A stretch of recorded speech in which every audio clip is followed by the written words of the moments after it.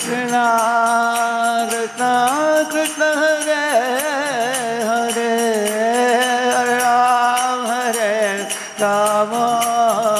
Ram Ram Hare Hare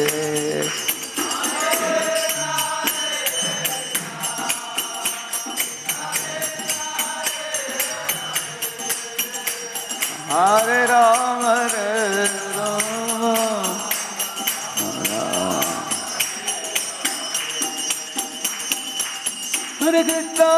Krishna Krishna Krishna Hare Hare Hare Ram Ram Ram Hare Hare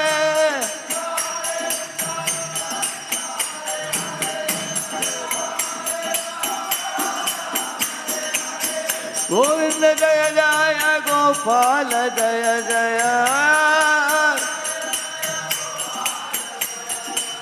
Radha Ramana Hari Govinda Jaya Jaya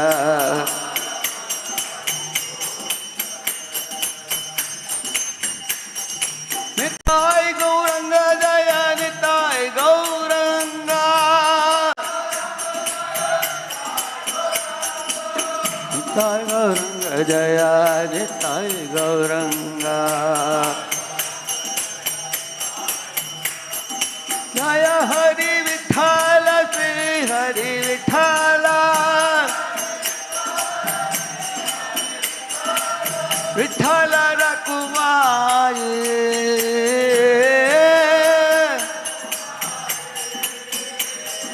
Vithala Rakumai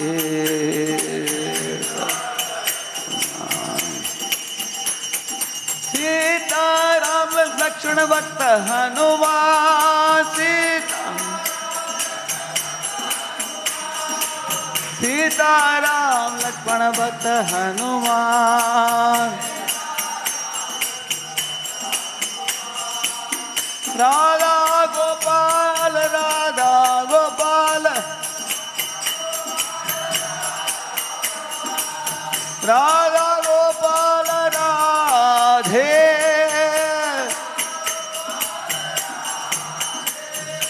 Krishna Hare Krishna Krishna Krishna Hare Hare Hare Rama Rama Rama Hare Hare Krishna Hare Krishna Krishna Krishna Hare Hare Hare Rama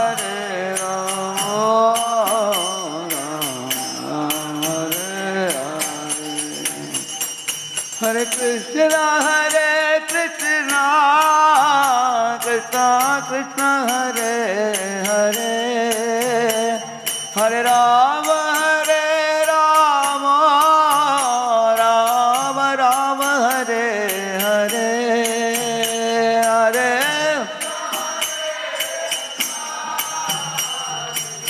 Krishna Hare Hare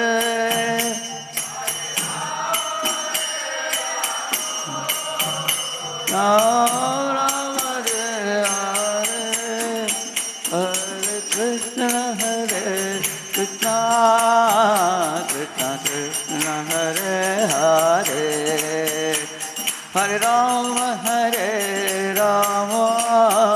Rama Rama Hare Hare Hare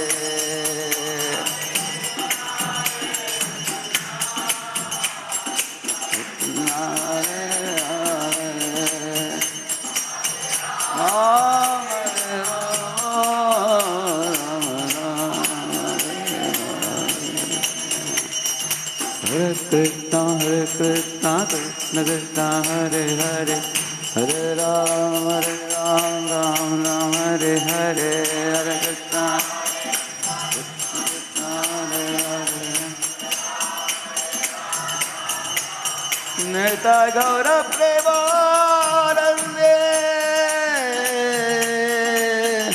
Hare Hare Bol पावन हरिनाम संकीर्तन की, श्रीला प्रभुपाद की। लोकनाथ स्वामी महाराज की, गौर भक्त वृंद की, श्री राधा गोपाल की, सीताराम लक्ष्मण हनुमान की, श्री विठ्ठल रघुमाई की, श्री श्री गौर निताई की। हरे कृष्ण। ओम अज्ञानतिमिरन्धस्य ज्ञानाञ्जनशलाकया चक्षुः उन्मीलितं येन तस्मै श्रीगुरवे नमः। श्रीचैतन्यमनोभीष्टं स्थापितं येन भूतले स्वयं रूपः कदा मह्यं ददाति स्वपदान्तिकम्। वन्देऽहं श्रीगुरोः श्रीयुतपदकमलं श्रीगुरून् वैष्णवांश्च श्रीरूपं साग्रजातं सहगण रघुनाथान्वितं तं सजीवं साद्वैतं सावधूतं परिजनसहितं कृष्णचैतन्यदेवं श्रीराधा कृष्णपादान् सहगण ललिता श्रीविशाखान्वितांश्च नमो ॐ विष्णुपादाय कृष्णपृष्ठाय भूतले श्रीमते भक्तिवेदांत स्वामिन्निति नामिने। नमस्ते सारस्वते देवे गौरवाणी प्रचारिणे निर्विशेषशून्यवादी पाश्चात्यदेशतारिणे। नमो महावदन्याय कृष्णप्रेमप्रदायते कृष्णाय कृष्णचैतन्यनाम्ने गौरत्विषे नमः। वाञ्छाकल्पतरुभ्यश्च कृपा सिन्धुभ्य एव च पतितानां पावनेभ्यो वैष्णवेभ्यो नमो नमः। जय श्री कृष्ण चैतन्य प्रभु नित्यानंद श्री अद्वैत गदाधर श्रीवासादि गौर भक्त वृंद। हरे कृष्णा कृष्णा कृष्णा हरे हरे, हरे राम राम राम हरे हरे। ओम नमो भगवते वासुदेवाय। ओम नमो भगवते वासुदेवाय।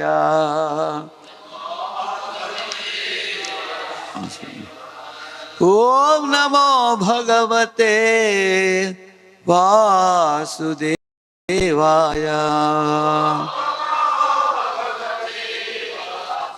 नारायणं नमस्कृत्य नरं चैव नरोत्तमं देवीं सरस्वतीं व्यासं ततो जयमुदीरये।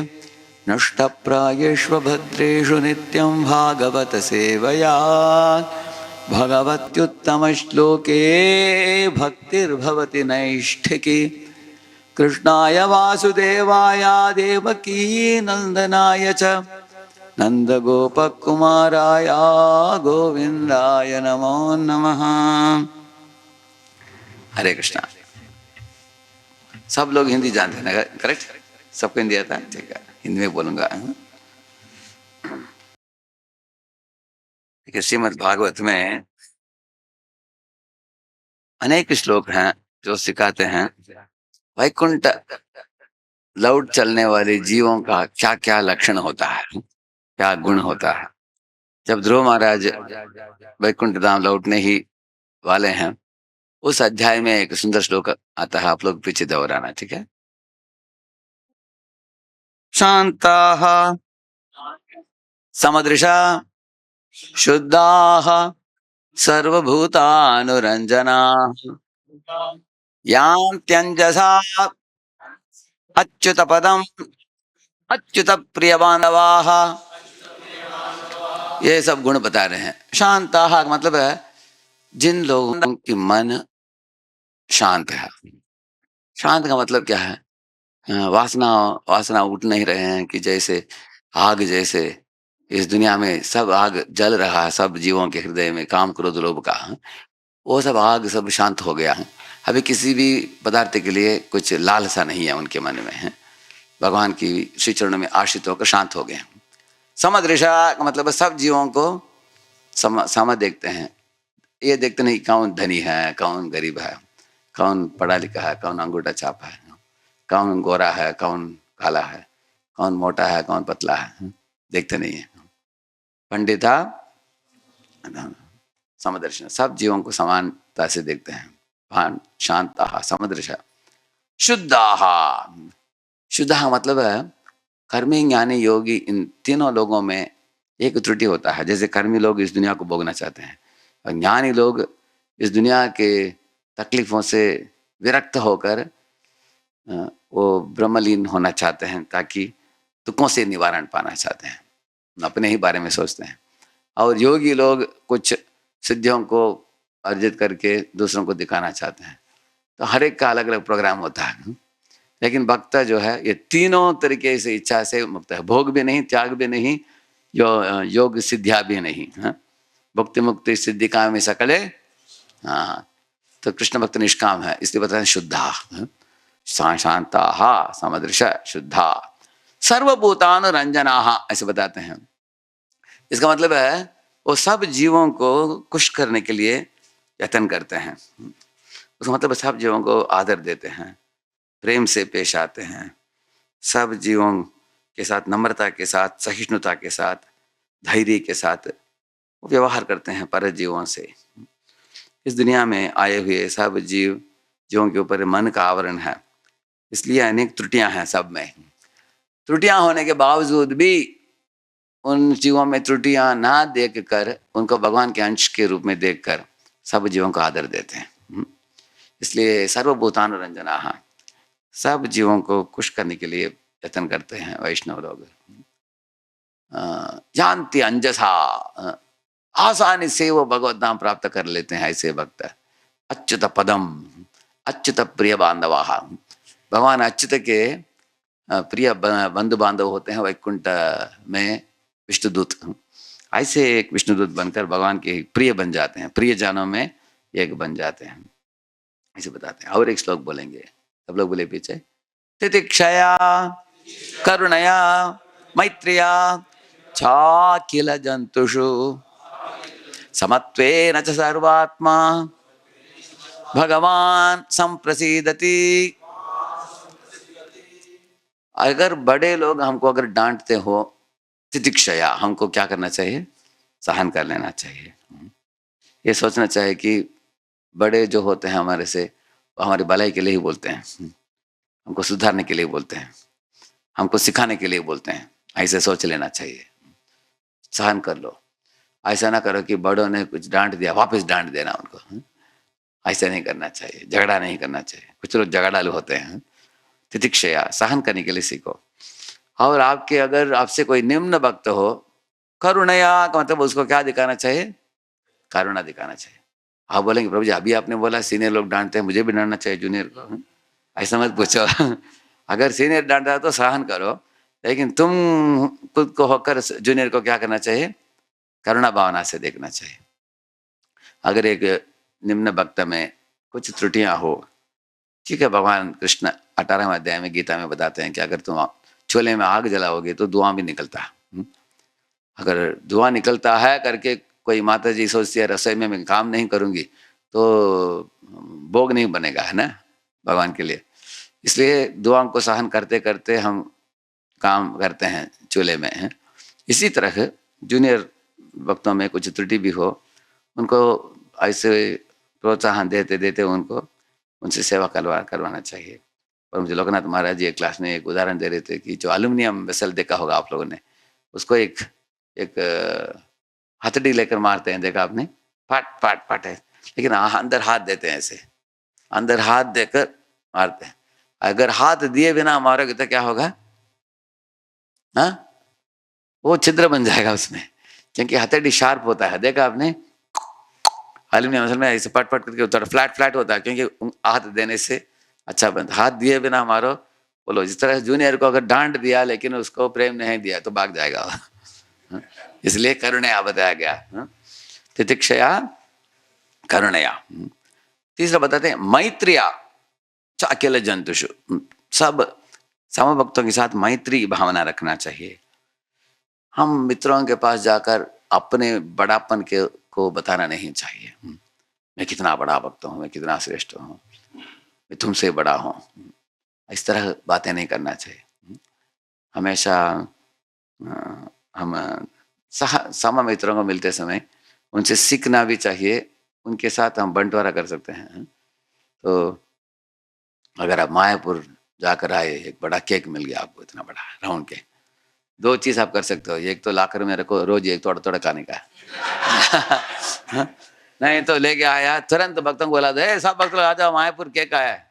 सबको वितरित कर देना उसको, करेक्ट है? तो इस तरह से भक्तों का स्वभाव ऐसे होना चाहिए, मैत्रेया च अखिल जंतुषु समत्वेन च सर्वात्मा भगवान संप्रसीदति, ऐसे बताते हैं। भगवान ऐसे भक्त से खुश हो जाते हैं जो ये सब जानता है। और एक सुंदर श्लोक है, सब लोग पीछे बोलेंगे, दयया सर्वभूतेषु संतुष्ट्या येन केन वा सर्वेन्द्रियोपशान्त्या च तुष्यत्याशु जनार्दन। देखिए इधर भी ये बता रहे, दया सर्वभूतेषु, सब जीवों को दया भावना से देखो, क्रूर भावना से मत देखो। दया भावना से देखने से हमारे बोलने की ढंग, व्यवहार करने की ढंग अच्छा रहता है। अगर हम दया भावना दृष्टिकोण से नहीं देखेंगे ना, तब हमारे व्यवहार अलग ही हो जाता है। दया सर्वभूतेषु, क्यों दया दिखाना चाहिए? हमें सोचना चाहिए कि सब जीव इस दुनिया में 4 समस्याओं में तड़प रहे हैं, है ना? जन्म, मृत्यु, जरा व्याधि, और उनको 3 गुणों से कोड़ा मारा जा रहा है, सत्व रजस तमस। और भी 6 कोड़े सुना होगा आपने, जरा, मृत्यु, शोक, मोह, कृत, पिपास। ये 6 कोड़े मारे जा रहे हैं सब जीवों के ऊपर। तो इस तरह सब जीव इस दुनिया में त्रिविध ताप में भी तड़प रहे हैं, आध्यात्मिक, आदि भौतिक, आदि दैविक। तो उसको देखकर हमें उनकी ओर दया भावना रखना चाहिए।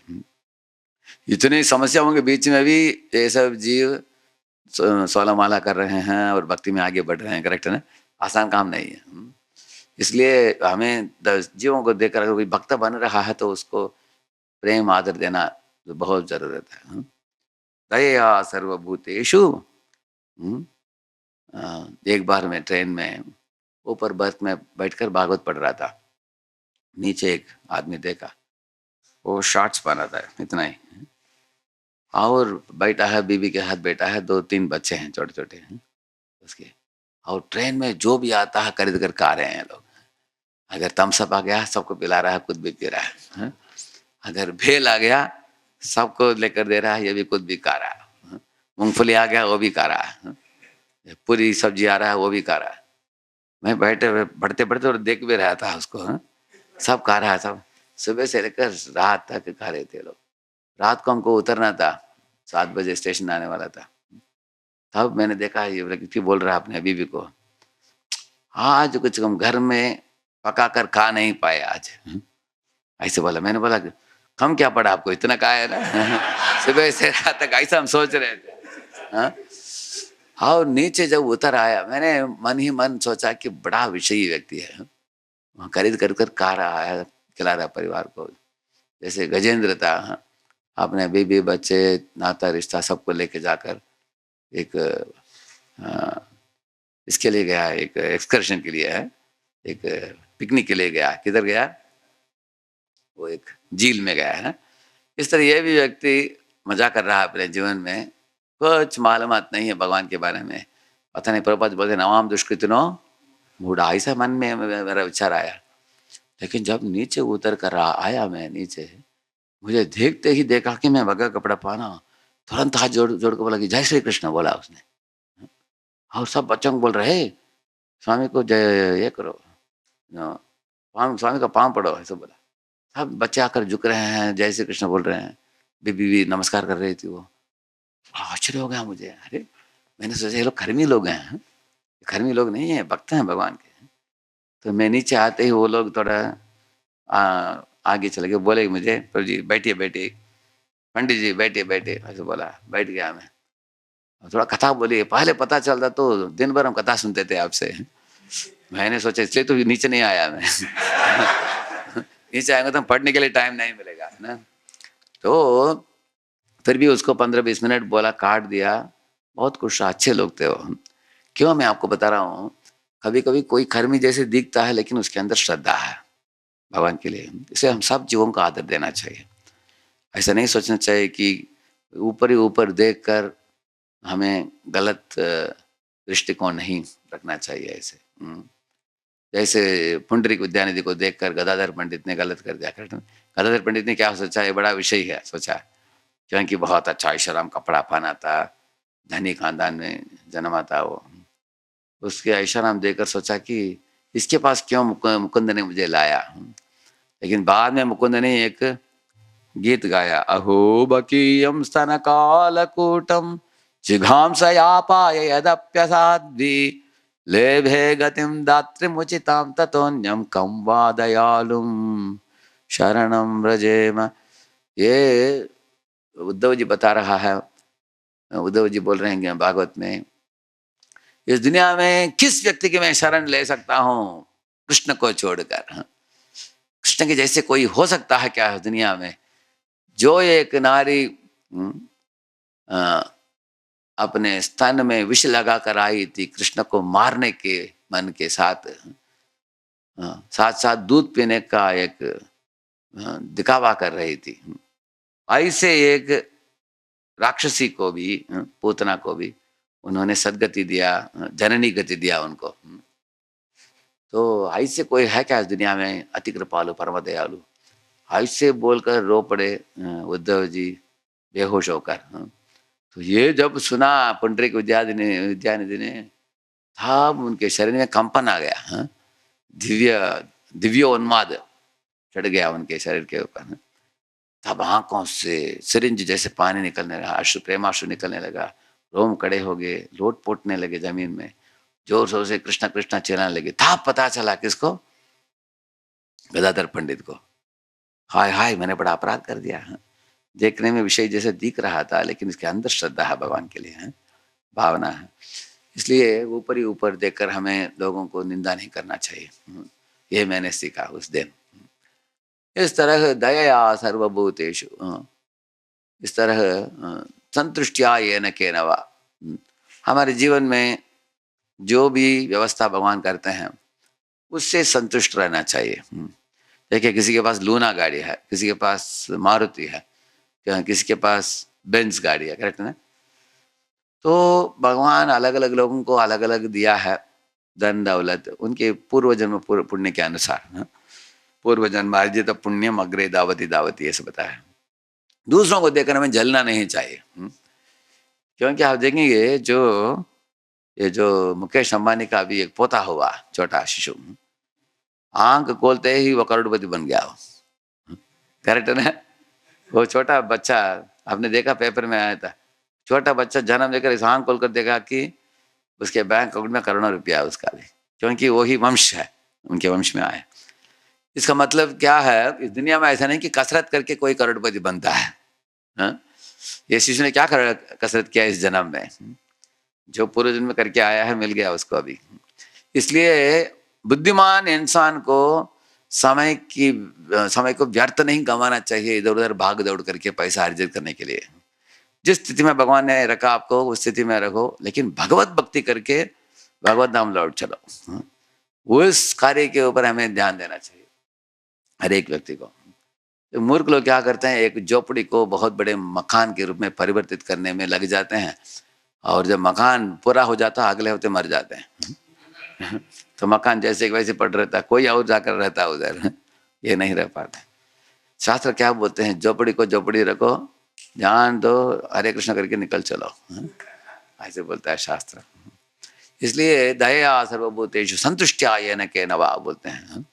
सर्वेंद्रिय उपशांत्याच, सब इंद्रियों को शांत रखना। कब हमारे इंद्रिय शांत रहते हैं? ऋषिकेश सेवना। सब इंद्रियों को भगवत सेवा में जोड़ देना चाहिए। जो खाली मन शैतान का घर बताया गया है, मन को खाली छोड़ेंगे तो शैतान का घर बन जाएगा। इसलिए मन और इंद्रियों को खाली कभी नहीं छोड़ना चाहिए, 24 घंटा कसरत करना चाहिए। तो मैं अमेरिका में जाता हूँ आजकल 3 महीने के लिए साल में। तो अनेक मंदिर में मैंने देखा कि वो लोग सुबह उठते हैं, पूरा मंगला आरती से लेकर भागवतम क्लास तक होता है। उसके बाद उनका 1 घंटा होता है पर्सनल टाइम, कपड़े धोने के लिए, इत्यादि करने के लिए, अपने कबोर्ड वगैरह सफाई करने के लिए इत्यादि के लिए। तो उसके बाद जब 10:30 बजे आते हैं, मंदिर के अलग-अलग एरिया दिया गया है उनको क्लीनिंग करने के लिए। 1 घंटे के लिए मंदिर का महा क्लीनिंग करते हैं, रोज़ करते हैं वो लोग, एकदम साफ-सुथरा रखते हैं। हुँ, और उसके बाद वो लोग 1 घंटे का कुछ क्लास करते हैं साथ में आकर, ब्रह्मचारी क्लास, इस तरह के क्लास होता है। तो अभी 9:30 से 10:30 फ्री टाइम है, 10:30 से 11:30 क्लीनिंग, 11:30 से 12:30 क्लास, 12:30 बुक पैक करके निकल जाते हैं। और आते हैं शाम को 5:30 6 बजे आते हैं। जब आते हैं हाथ-पैर धोकर कुछ प्रसाद पाते हैं, चले जाते हैं मंदिर के हॉल में, जो तुलसी आरती है, नरसिंह आरती है और एक भगवद गीता क्लास है। उसके बाद आश्रम में आते हैं, दूध पीते-पीते साथ-साथ कृष्णा बुक हाँ, कृष्ण स्मरणम करते-करते सो जाते हैं रात को। अनेक मंदिरों में ये शेड्यूल आज भी चल रहा है अमेरिका में, अनेक मंदिरों में ऐसे। तो उनको एक क्षण भी नहीं है कुछ माया में पड़ने के लिए, टाइम फ्री टाइम नहीं है उनको ऐसे। तो इस तरह इंद्रियों के लिए एंगेजमेंट चाहिए, मन के लिए महामंत्र है, बुद्धि के लिए शास्त्र है, अहंकार के लिए भक्तों के साथ भक्तों के निवास में रहना, उससे हमारा अहंकार मिट जाएगा। प्रभुपाद ने बोला भक्तों के साथ रहना किसके समान है? जो डायमंड मिलता है खान में, वो एक उसका एकदम शेप अलग-अलग रफ दिखता हो, काला-काला दिखता हो, उसको एक डब्बा में डालते हैं, तो प्लग ऑन कर देते हैं, वो रोटेट करता है ऐसे गड्डा, गड्डा, गड्डा, गड्डा, गड्डा, गड्डा ऐसे करते समय सब एक दूसरे को पॉलिश करते हैं वो, ऐसे-ऐसे गड्डा, गड्डा करते, करते, करते जाते हैं, उसमें स्पार्क्स भी आते हैं, तो चिंगारियाँ भी निकलते हैं। हाँ, और 4-5 घंटे के बाद उसको ऑफ करके अंदर देखो सब चमकेंगे ऐसे। तो प्रभुपाद जी बोले भक्तों को ब्रह्मचर्य आश्रम में डालो, गड्डा, गड्डा, गड्डा, गड्डा, गड्डा, गड्डा, गड्डा, वो एक दूसरे को रगड़ेंगे, से स्पार्क्स आएगा, तुमने क्या बोला, ऐसे बोला, जैसे बोला ऐसे करेंगे। वो होने के बाद जब उनका 70-80 साल हो जाएगा, शुद्ध भक्त बन जाएंगे। सब चमकेंगे ऐसे। हाँ, इसलिए भक्तों के संग को कभी छोड़ना नहीं चाहिए। छोड़कर जाएंगे तो पहले जैसे रहेंगे आप, काला काला रहेंगे, आप शुद्ध नहीं होने वाले हैं।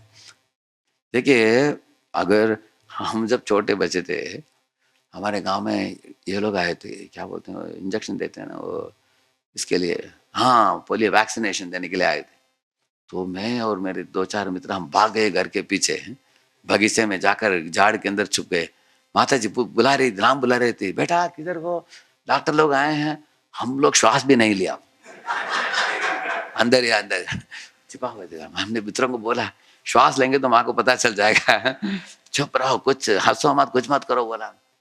और डॉक्टर लोग ढूंढ ढूंढ कर उसके बाद चले गए। जाने के बाद हम लोग बाहर आकर बोले कि हम बच गए, अभी हमको इंजेक्शन नहीं मिला, कुछ मूर्ख बच्चों को मिला इंजेक्शन। लेकिन बाद में हमको पता चला कि इंजेक्शन लेना बहुत जरूरत है, नहीं तो ये हो जाएगा, व्याधि हो जाएगा, एपिडेमिक के लिए दिया जाता है, करेक्ट।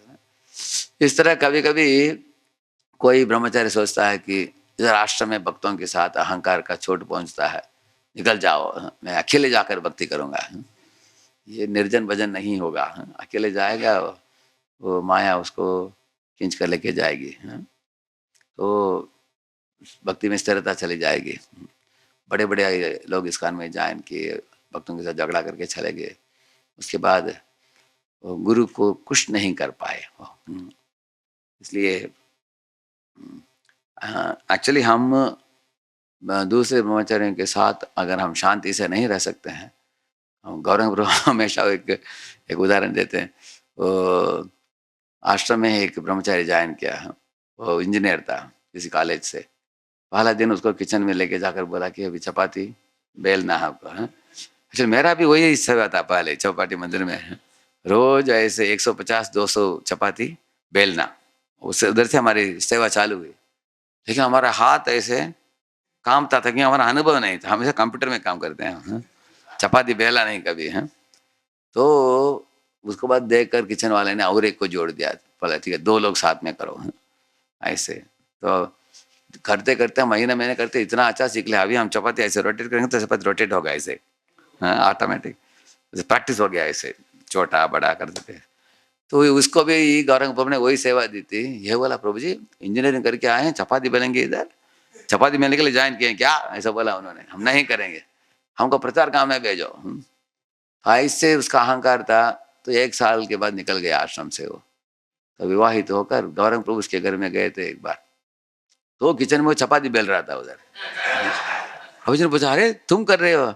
क्या करे बाबूजी, मेरे बीवी का पीठ में प्रॉब्लम है, दर्द है उसका, इसलिए मैं ही करता हूँ।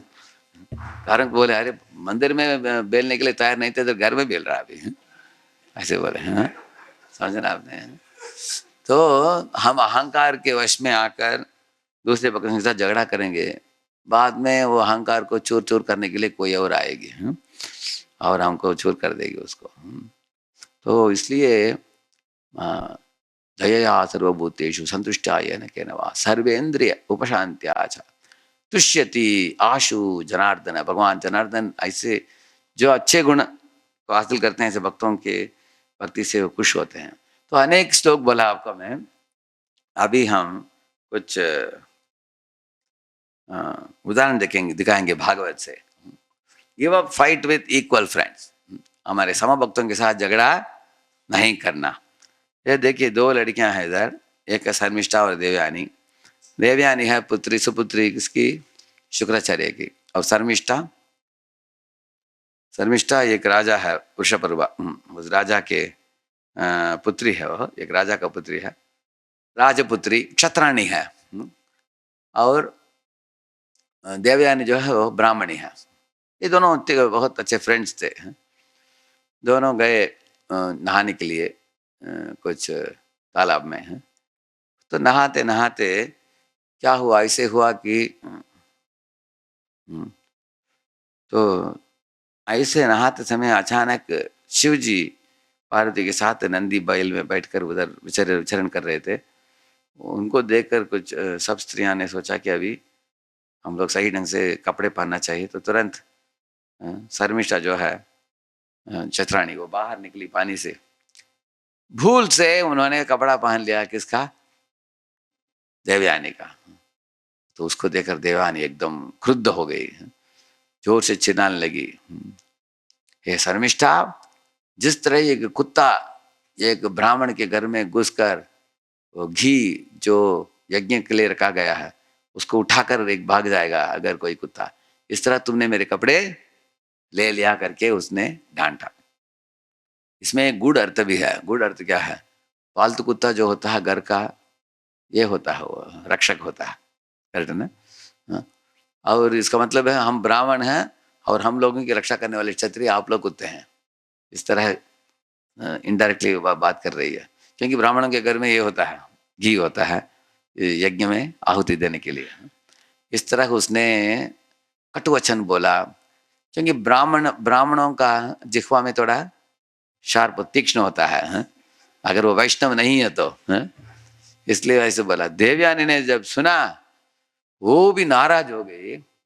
देवयानी बोली बाली थी, लेकिन इसको सुनकर उसको चोट पहुंच गया। उसने क्या किया, देवयानी को पकड़कर एक सूखा कुआं था उसमें फेंक दिया। क्या क्या क्या बोला मैं तुमने? क्योंकि चतुरानी थी, प्रैक्टिकल एक्शन दिखा दिया उन्होंने। क्षत्रिय लोग एक्शन दिखाते, बोलते नहीं। ब्राह्मणी होने के कारण कटुवचन बोला, इसने प्रैक्टिकली डाल दिया अंदर उसको और चली गई। हालांकि दोनों अच्छे मित्र थे।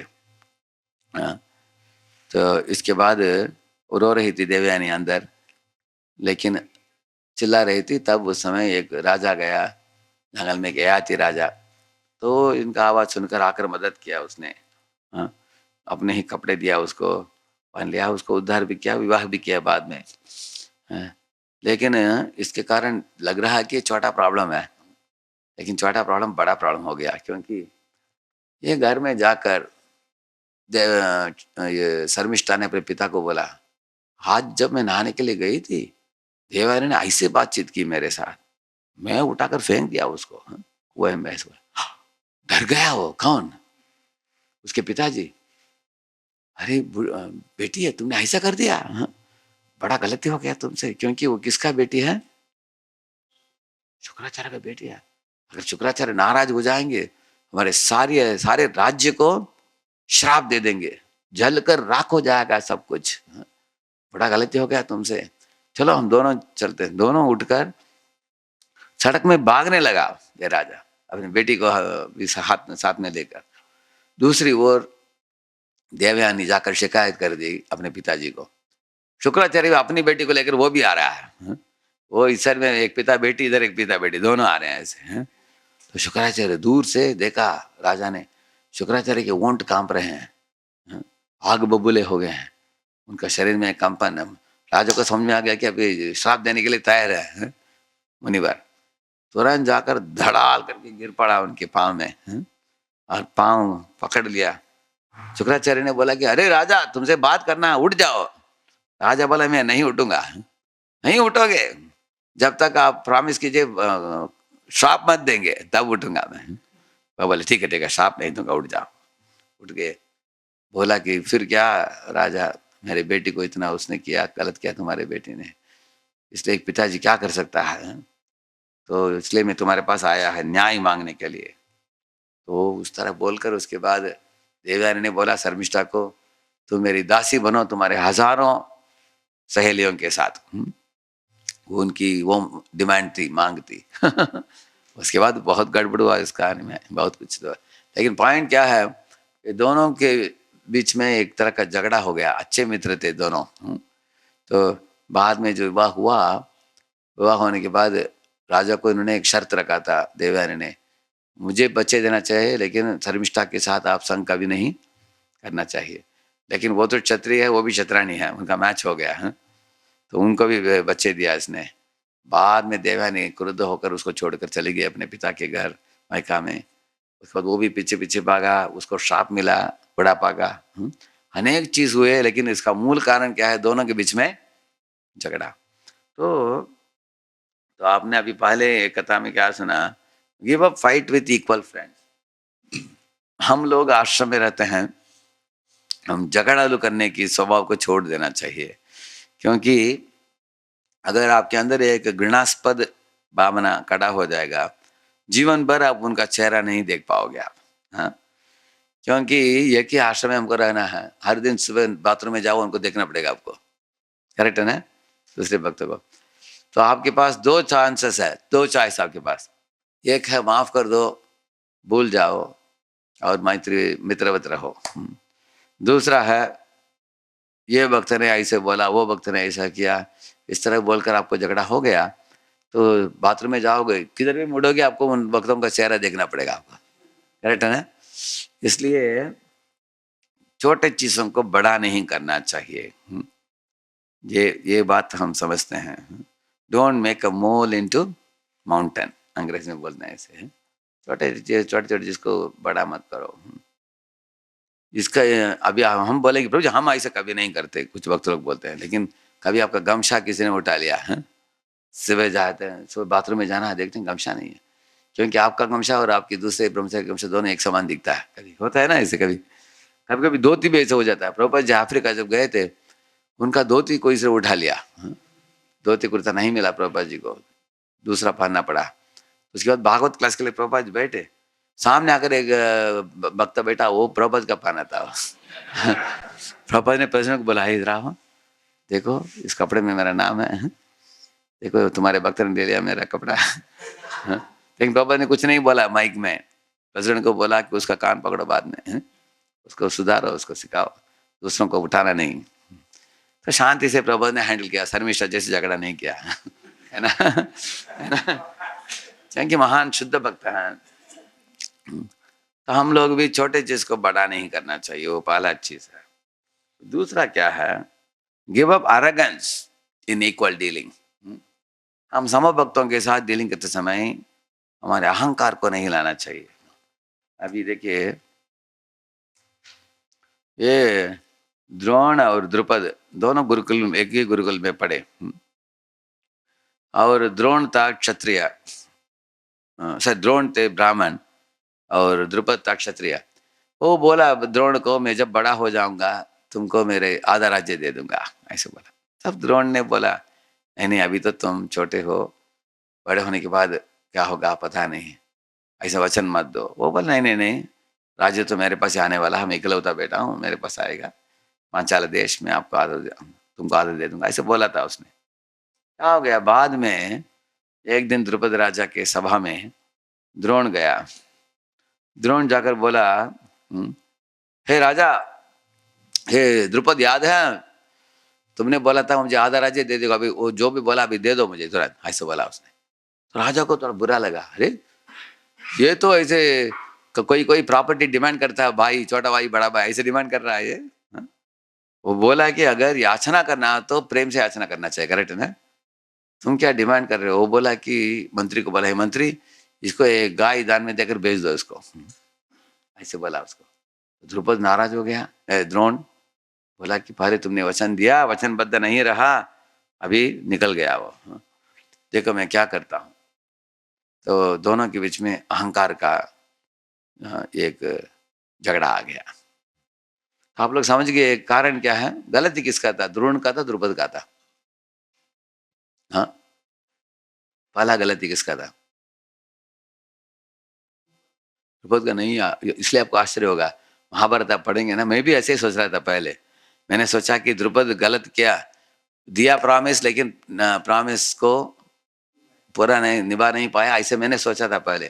लेकिन एक्चुअल महाभारत पढ़ेंगे, महात्मा बताया गया कि द्रुपद का टोन ठीक नहीं था, उसका मांगने का टोन ठीक नहीं था कि आधा किंगडम दे दोगे, ऐसे बोला था ना, दे दो अभी, ऐसे मांगा उसने। उसको अच्छा नहीं लगा उसको। इसलिए हम लोगों को भी लोगों के साथ बोलते समय सावधानी से बोलना चाहिए। हमारे मंदिर में हमने कूपन सिस्टम बनाया था, क्योंकि लोग टाइम पर आते नहीं क्लास के लिए। जया राधा माधव पूरा हो गया तो उसके बाद कूपन नहीं मिलेगा, उस समय तक कूपन देते रहेंगे आने वालों को। उसके बाद जो लेट आएगा उसको 40 रुपये देकर कूपन खरीदना पड़ेगा, ऐसे सिस्टम बनाया हमने। तो एक व्यक्ति को फिक्स किया था, लाइन में लोग आते थे, कूपन देकर प्लेट लेकर प्रसाद लेते थे ऐसे। तो एक व्यक्ति आया, प्लेट उठाया, तो एक भक्त ने उसको पूछा, कूपन किधर है? बोले कूपन है। कूपन नहीं है? क्या लोग आते हैं दुनिया में, कूपन लिए बिना आ जाते हैं, चलो उधर उधर देखो, उधर कूपन का टेबल खरीद कर लाओ, ऐसे बोला। ये व्यक्ति नाराज हो गया, क्या सोचा हमारे बारे में? वो लाइफ पंप भरता हो, क्या हम भिख मंगे हैं क्या? खाने के लिए आते हैं क्या आपके मंदिर में? ऐसे वो चिल्लाने लगा। तो लोग सब, भारत में अगर कोई झगड़ा करता तो सब लोग देखते हैं ना, इसको देखा उसको देखा, सब लोग, बड़ा ग्रुप है, बुलाओ तुम्हारे अध्यक्ष को। बोला, मैं रूम में बैठा था, मुझे बुला कर लेके आए, भागते हुए आया मैं। आने के बाद ये तांडव कर रहा था ये लाइफ में। मैंने पूछा क्या हो गया, क्या हो गया? ये बोल रहा, प्रभु जी कुछ नहीं हुआ, मुझे कूपन मांगा, इतना नाटक कर रहा है, ऐसे बोल रहा है।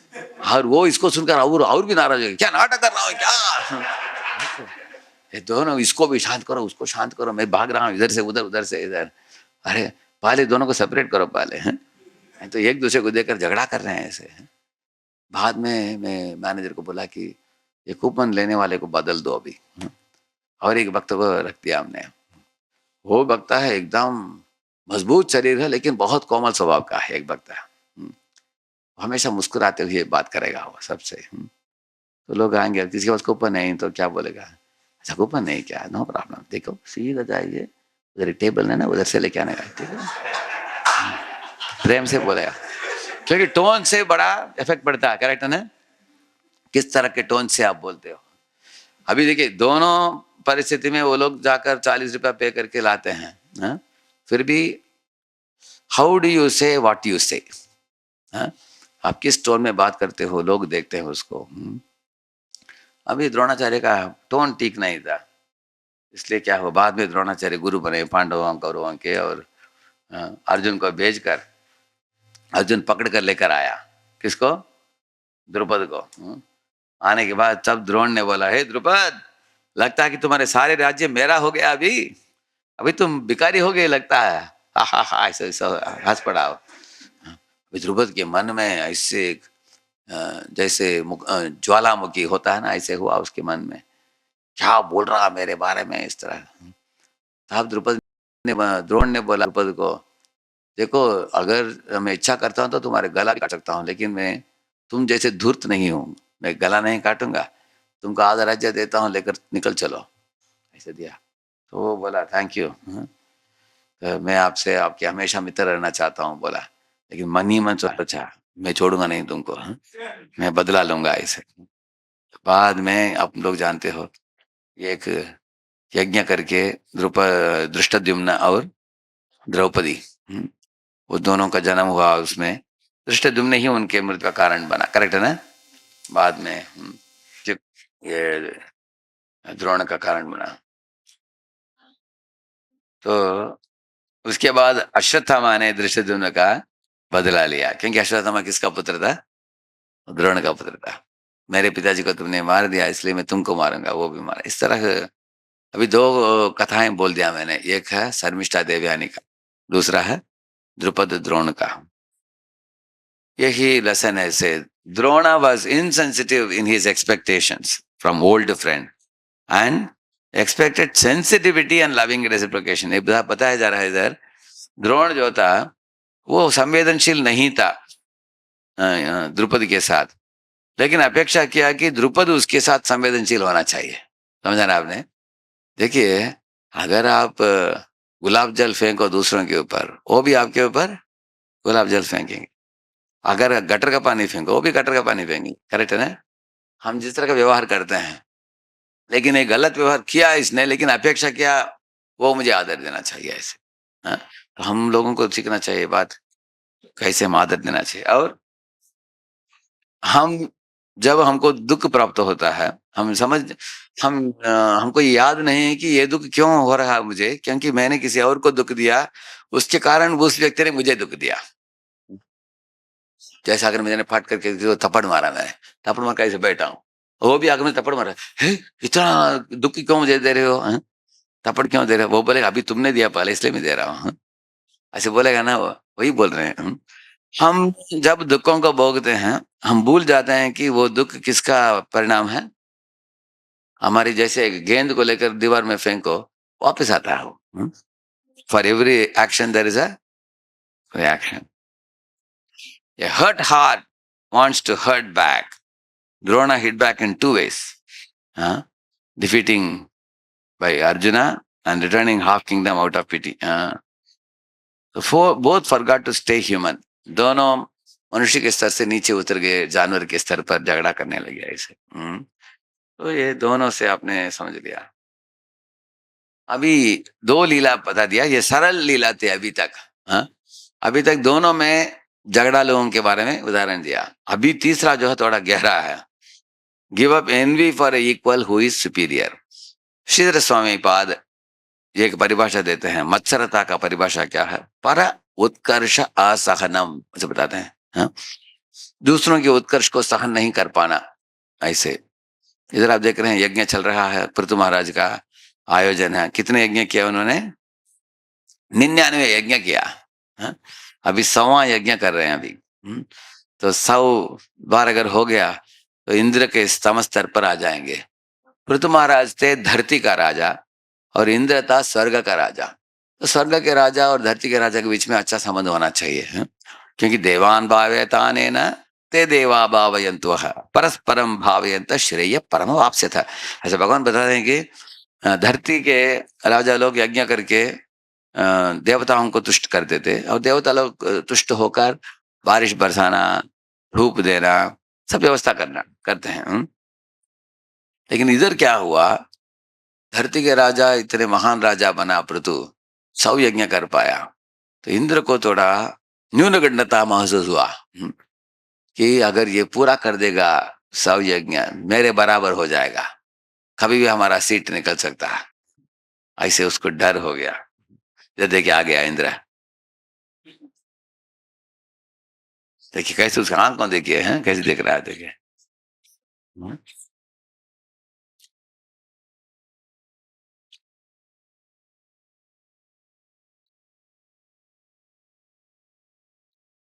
अब इंद्र सोच रहा है कि इसके यज्ञ को कैसे रोका जाए, इसको 99 से आगे बढ़ने नहीं देना चाहिए, ऐसे उसकी मत थी। चल रहा है इधर यज्ञ। इंद्र ने क्या किया, एक स्वामी जी का वेशभूष पहन कर आ गया उधर। देखिए देखिए, अश्वमेध यज्ञ में घोड़े को पकड़कर रोकना गलत नहीं है, लेकिन जो रोकता है वो युद्ध करने के लिए तैयार होना चाहिए।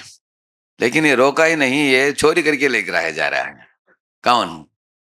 इंद्र है। ये सही है क्या? ये गलत है? हाँ, और वो भी स्वामी जी का रूप धारण करके देखिए गायब हो गया। अभी उसको उठा कर गया तो किधर गया पता नहीं किसी को। अभी देखिए जा रहा है आकाश मार्ग में। अब अत्रि मुनि ने देख लिया एक बार। तो देखिए अत्रि मुनि देख रहे हैं। तुरंत उन्होंने राजा को बोला, राजन तो इंद्र नाटक कर रहा है इस तरह, अभी 4-5 बार हो गया, बार बार लेके जा रहा है। अगर हम उसके पीछे भागेंगे तो छोड़कर भाग अप्रकट हो जाता है, अभी उसको मारो। तब राजा ने अपने पुत्र को भेजा भेजा। तो ये उनका पुत्र है, अजित है, विजिताश्व है। उसको जब देखता था इंद्र अपने वेशभूष बदलता था, वो कपाली का स्वामी ऐसे अलग अलग स्वामी जीवन का वेश पहनकर। क्यों स्वामी जी का वेश पहना है? उसको लगा कि ये पहनने से वो मुझे मारेगा नहीं, ऐसे उसका सोचना था। ड्रामा किया उसने, इंद्र ने। और विजिताश्व भी उसको मारने के लिए डर हुआ उसको भी, गलत है, मारना नहीं चाहिए क्योंकि स्वामी जी ऐसे सोचा उसने, जैसे रावण ने भी ऐसे नाटक किया ना, सीता को लेके जाने के लिए ऐसे, तो तब पृथु महाराज खुद क्रुद्ध हो गए, उठ गए और सारे यज्ञ के जो अ, अ, सबसे बड़े ब्राह्मण जो थे उनको पूछा उन्होंने, आप मुझे छोड़िए, मैं खुद ही जाकर इंद्र को वध कर दूंगा और घोड़े को लेकर आऊंगा। मेरा बेटा हिचकिचा रहा है, खुद जाऊंगा। तो वो खुद उठ गए। तब रावण ने बोला, नहीं नहीं राजन, आपके हाथ में अगर खून का एक बूंद भी आ जाएगा, पूरा यज्ञ खत्म हो जाएगा, यज्ञ का फल नहीं मिलेगा आपको। हम लोगों के पास एक मंत्र है, आप चिंता मत करो, ये मंत्र हम बोलेंगे, इंद्र कहीं भी हो उसको ये आग खींच लेगा अंदर, बस आप हाँ बोलो, हम कर देंगे। तो उन्होंने हाँ बोल दिया। वो लोग मंत्र उच्चारण करने ही वाले थे, इतने में ब्रह्मा जी आ गए, तुरंत आ गए। ब्रह्मा जी आकर बोले, स्टॉप, बोल दिया उन्होंने, आप लोग रुको अभी। तब उन्होंने बोला, ब्रह्मा ने बोला इनको, ऋतु तुम भी प्रिय हो भगवान को, इंद्र भी प्रिय है, और वो भी भगवान का एक पार्षद है, एक अंश है तुम जैसे, और तुम दोनों के बीच में मैत्री होना चाहिए। अब अभी भक्त हो, वो भी भक्त है भगवान के, झगड़ा मत करो। तुम्हारे तुम तो शुद्ध भक्त हो, तुमको भगवत धाम जाने की इच्छा है, तुमको 100वां यज्ञ करने की जरूरत नहीं है। वो तुम 100वां यज्ञ करोगे तो उसको न्यूनगंडता होता है, वो डर के मारे इस तरह कर रहा है, नाटक कर रहा है और अनेक अधर्मों को फैला रहा हो। इसलिए मेरा विनती है कि तुम इस यज्ञ की प्रक्रिया जो उसको छोड़ दो, शांत हो जाओ। तो उन्होंने 99 करके छोड़ दिया। किसने? तुम्हारा। एक बार हमारे गौरंग दर्शन प्रभु ने एक लेक्चर टाइटल दिया था, वाई इज 99 ग्रेटर देन 100, ऐसे। तो अनेक लोगों का आश्चर्य होगा, अरे 99 कैसे हो सकता है 100 से ग्रेटर? क्योंकि 99 यज्ञ करके वो नम्रता से ब्रह्मा जी का विष्णु का आदेश पालन किया। किसने? पृथु महाराज ने। लेकिन इंद्र किया 100 यज्ञ, लेकिन भगवान के विरुद्ध चल रहा है वो। इसलिए दोनों में से श्रेष्ठ कौन है? हाँ, ऐसे बोला उन्होंने। जैसे कभी कभी घर में भी ऐसे होता है, एक छोटा बच्चा है, छोटा लड़का है, बड़ा लड़का है। अभी बड़ा लड़के के पास ट्राईसाइकिल दिया माँ ने, छोटे लड़के को उन्होंने कुछ टेडी बेयर दिया। अभी क्या करता है छोटा लड़का, छोटा बच्चा बड़े भाई के पास जाकर बोलता है कि भैया भैया तुम्हारे ट्राईसाइकिल दे दो और मेरा टेडी बेयर दे दूंगा। बड़े भैया दे देता है, ठीक है बैठो। उसको बैठाते थे ट्राईसाइकिल में। ट्राईसाइकिल में बैठ कर क्या करता है, टेडी बेयर को भी रखता है अपने पास, बोलता है मैं दोनों रखूंगा, ये भी चाहिए ये भी चाहिए। तो बड़ा भैया बोलता है मैं क्या करूंगा, तुम निकल जाओ, ऐसे करता है। तो बड़ा भाई क्या करेगा, टेडी बेयर को खींचेगा वो, खींचते समय छोटा भाई क्या करेगा, जलाएगा वो। अभी माँ किसको डांटेगी, बड़े को छोटे को? बड़े को। गलती किसका है? लेकिन डांटती है किसको? कारण क्या है? हाँ, वो समझदार है इसलिए। इसी तरह भगवान को मालूम है कि गलती कर रहा है इंद्र, लेकिन भगवान ने आदेश दिया किसको? पृथु को, क्योंकि पृथु समझदार है, शुद्ध भक्त है, वो मिश्रित भक्त नहीं है। ये करेक्शन उनको दिया गया। पृथु मान भी लिया, बुद्धिमान है, समझदार है। इसके कारण क्या हुआ, आप देखेंगे बाद में भगवान विष्णु इंद्र को लेकर आए। तब पृथु ने उनको माफ़ कर दिया। देखिए, इंद्र नमस्कार करने के लिए जा रहे हैं, पृथु ने उनको नमस्कार करने के लिए भी छोड़ा नहीं, उठा दिया उनको। हाँ, प्रेम से। सब लोग पीछे बोलिए। प्रशान्तं पादयोः प्रेम्णा व्रीडितं स्वेन कर्मणा शतक्रतुं परिष्वज्य विद्वेषं विससर्जः।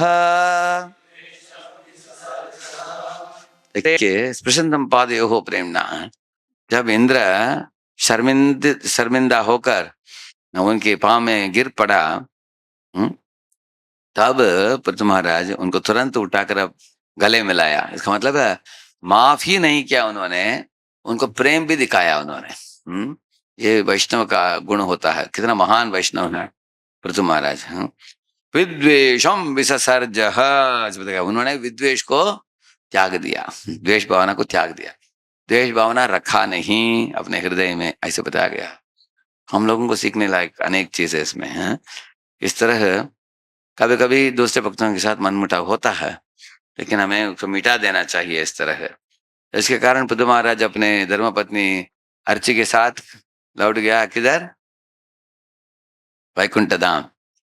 और वैकुंठ लौटते समय अनेक आकाश मार्ग में देवी देवता लोग फूल की वर्षा की उनके ऊपर, क्योंकि ये अपने हृदय में द्वेष जैसे भावना को रखा नहीं, निर्मल हो गया उनका हृदय, तो भगवत धाम लौटने के लिए योग्य हो गया।